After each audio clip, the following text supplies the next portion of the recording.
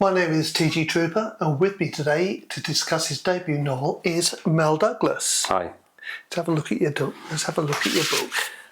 Yeah. There we go. Exhibit A. It's called Chasing the Sun.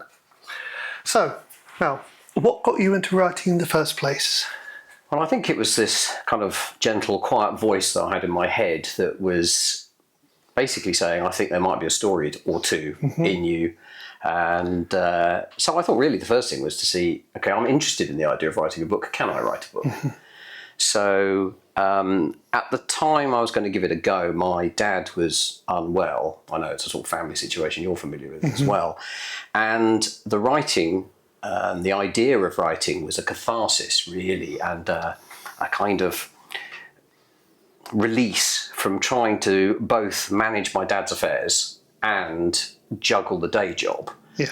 And given that neither myself or my sisters lived anywhere near him, it was actually really quite tricky to do all of that. Yeah, I can imagine. So, so I sort of gave it a go, and I would say basically it looks like it worked because with the obvious sort of approach, you do the first draft and then it gets checked and kicked around, but quite quickly it got picked up by Pegasus as the publishers, and since then also the reviews and the feedback have been pretty encouraging. I also happen to know that it managed to sell out in the first 2 weeks after publication, mind you. Yeah, I'll take it as a win, but I do have this sneaking suspicion it wasn't a very big print run. But, you know, so I'll take it as that, really. Okay, a win's a win. A win's a win, yeah. How do you decide on the type of story you wanted to tell? Well, it was definitely going to be fiction, for sure. And so I'd also thought, well, I'll go with what I like to read. So that tends to be crime thrillers, spy novels, espionage, this sort of thing. But I didn't want to just do the same as that. So I thought I'd go for something that put more of an industrial espionage thing on it, rather than sort of traditional good guy goes to try and find bad guy, shoots bad guy, everybody lives happily ever after. So, so I went with that. And I also wanted to make sure that it was reasonably current. So it was about really the current state of things and I suppose the sort of the culture and the way the world is at the moment, and particularly I think there's quite a lot that's going on at the moment that's quite divisive, whether it's in our own corner of the world and if we've got a divided Britain, what's going on with Russia, what's going on with China, all of these kind of things. So that was kind of what I wanted to do. But one of the things that I enjoy, I think there's a sort of what I'd term as a sort of British resolve, ingenuity, indomitable spirit. And I think that comes out particularly when you have a sort of a joint challenge and a threat. And goodness knows we're seeing enough of those at the moment. But I think somehow we're quite good as a nation at sort of coming together to tackle those kind of challenges. And I thought, well, that was something worth celebrating. So that's kind of the way that I went with that. Cool.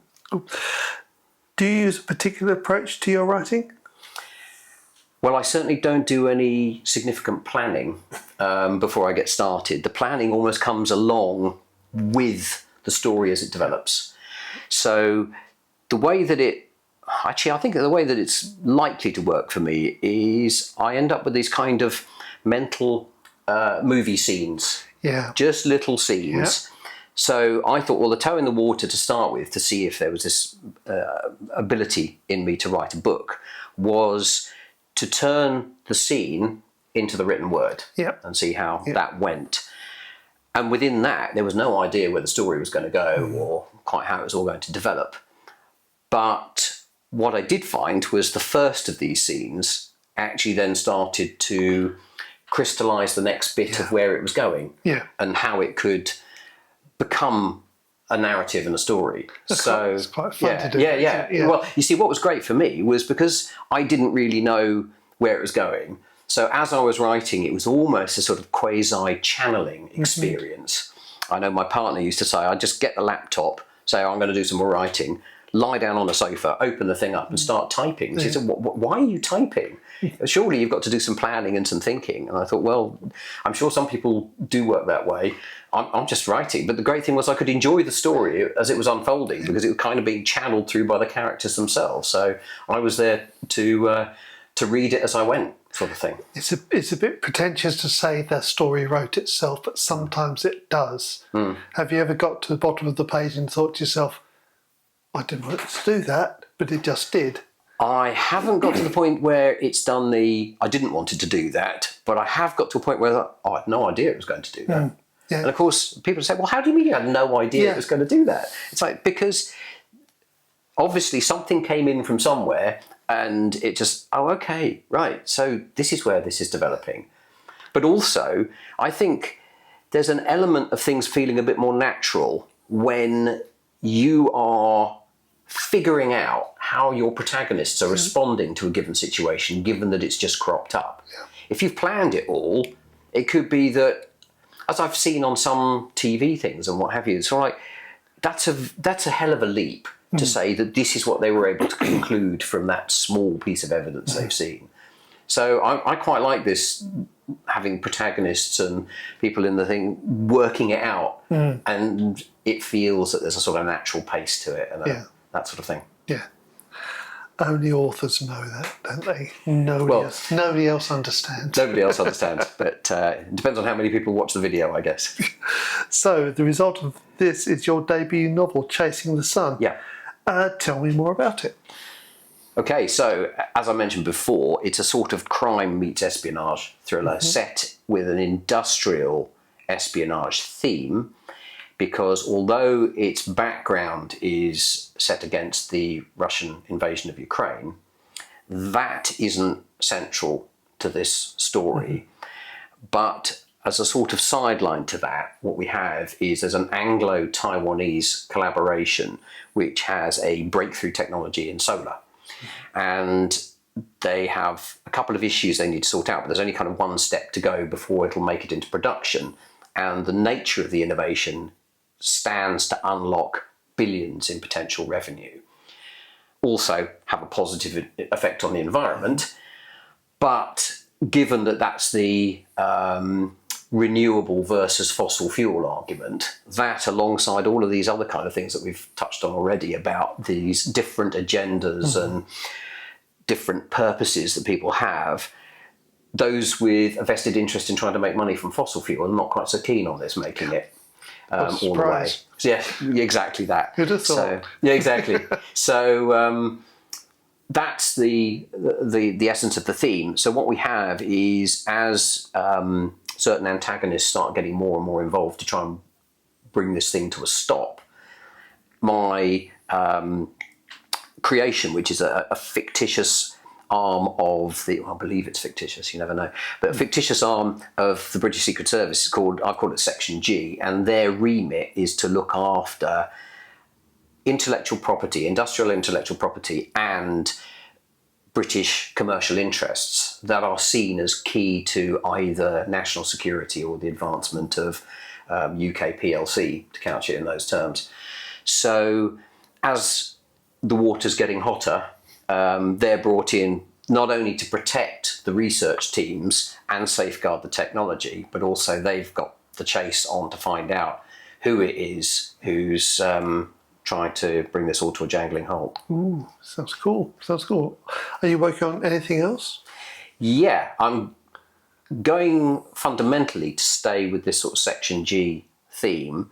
I'm going to stay also with the timeline that's been introduced by this first book.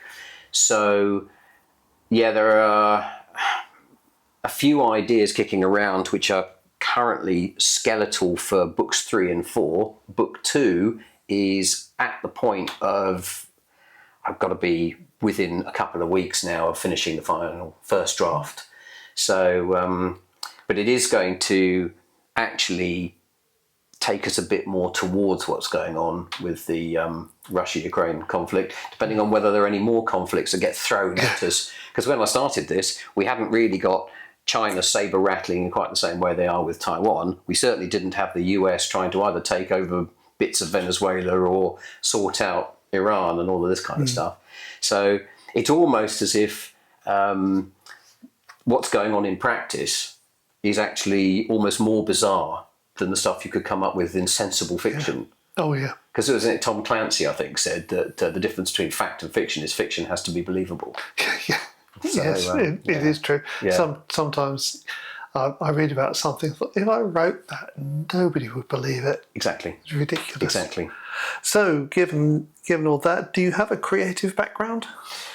Yeah, it's a bit of a mix, to be honest. Literally from about the year 2000, I've been involved in web development, and typically that's been a mix of technical development with programming and creative design. Actually before that as well, in the early 90s, I came up with a cartoon book which is called There's No F in Computers, which was basically a sort of tongue-in-cheek look at the trials and tribulations that we all have trying to understand the technology of the time. So the book itself would be quite dated now, monitor screens and the advent of phones and all the rest of it. But I didn't actually put that through normal channels, as it were, in terms of trying to promote the book. What I did was I signed a license with a computer manufacturer to use it as a marketing giveaway at trade shows. So it was quite a good outlet for creativity from that point of view, because my role at the time was a sort of corporate sales and marketing account management role. So yeah, the creative bit's been there all the way down the line. What was quite interesting for me though was the corporation I was working for actually also decided to put a bit of budget behind getting the same cartoon book digitized. So it became, for want of a better term, a kind of slideshow video with a voiceover. Yeah. And that was then in turn used by NTL at the time, who were testing digital audio broadcasting. Different sort of ideas, how to make DAB different from analog FM. And they were talking about the ability to deliver screen-based information. So it led to me being able to have the claim of being the world's first radio cartoonist. With the way that DAB has developed, I think it's quite likely I'm going to be the last radio cartoonist as well, but it was a lot of fun at the time. Yeah. Are you still involved in web development? Yeah. The juggling I was talking about when I was doing the first book between my dad's affairs and the day job, turns out the juggling was not something I was as good at as I'd like to think. And we kind of almost lost the company at that point, but not quite. So we've got a toe in the water with a couple of the sort of projects that we've been doing before. As a company, Big Media, we have with my partner, we've kind of been involved in aspects of publishing, but particularly online publishing for about a decade or more. Probably started around the time of the London Olympics, actually, and we started publishing online learning courses, typically for things like pharmacists doing training, things of that nature. And when COVID hit, we then transferred the online learning platform into a virtual events platform, because that had dried up like any other social gathering, business and hospitality. So with those innovations, we've still got a couple of projects in the wings that we're working on with a couple of partners. Whether they'll go anywhere or not, I don't know. But the other thing that we've done is to set up basically an author support portal. Okay. And that's at authorsworld.org. With a bit of luck, the link for that will be below this video. Will be. That will be in the stuff below, yeah. So that's really trying to look at ways of working collaboratively with authors and forge better links between authors, particularly independent authors, and readers on the one hand and bookstores on the other. And I don't know whether we're right in this, but we're sort of building things out, including a UK map of independent bookstores, because one of the things that I've found, particularly coming face to face with the trials and tribulations of trying to market and promote yourself as an author, is that even going through some of the publishing routes, actually getting books on shelves is pretty difficult. Yes. So part of what we're trying to see if we can unlock with this is get independent bookstores to work with a collaboration of authors to get the books on the shelves. Because I think the online bit, not to underplay it, but it's the easy bit, isn't it, really, to get a book available through an online store. But so that's the sort of thing we're trying to pitch for. We're also looking at saying any author that wants to have a free profile page on there, you'll know because you've got one. But it's to really just go to authorsworld.org and click the old contact us, get in touch, and just drop us a line. So we'll add their page in. Excellent. With the Authors World site, are you looking at other ways to help authors to get their books to market? Yeah, I think particularly, as I mentioned, this idea of seeing if we can forge a link and make it a sort of a repeatable thing to get independent bookstores to carve out a bit of space to work with Authors World authors, we put it that way. There are a couple of organisations who have suggested that as a print-on-demand company and this kind of thing, that they are looking to work more with independent bookstores. Interestingly, so one of the larger ones actually says that they see the route of going via the Amazons of this world as a sort of necessary evil. It's probably not quite as drastic as that in some sense, but they have expressed this particular interest in working with independents. So once we've filled this premise out a bit more, the idea is to go back to them and say, right, this is where it's going. This is how we're setting our stall out. How does this fit in with what you want to do in terms of getting independent bookstores who are, in their own way, must be struggling in the same way that independent authors do, because it's difficult to make a living out of this kind of thing. And obviously the likes of Amazon have got plenty of other things that they can draw on. Yes. So that's really what we're going to do. But it's sort of learn as we go and adapt, rather than thinking, well, this is how we're going to take over the world with Authors World, and the rest will be history. It's like, no, I don't think so. I don't think it ever works as cleanly as that, does it? It would be nice if it did. Yeah. So, on that subject, where can people purchase Chasing the Sun? Well, the nice answer for me on a local basis, because I'm based in Hertfordshire, is that in the town of Ware, the Book Nook actually has it on the shelves.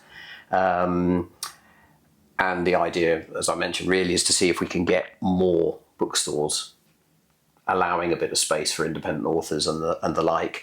Online, again, a lot of the independent bookstores are showing it's available, and then you have your usual suspects of your Amazon, Waterstones, T.G. Jones, Foils, all of this kind of lot. But it's also available as an ebook on Kindle and Kindle Unlimited for anybody who's on that. And on my own site of maldouglas.com, there is a where to buy, so it links through from there, so people can check it out from there. Oh, great. There will be plenty of links in the description. So, Mal Douglas, thank you very much. Thank you.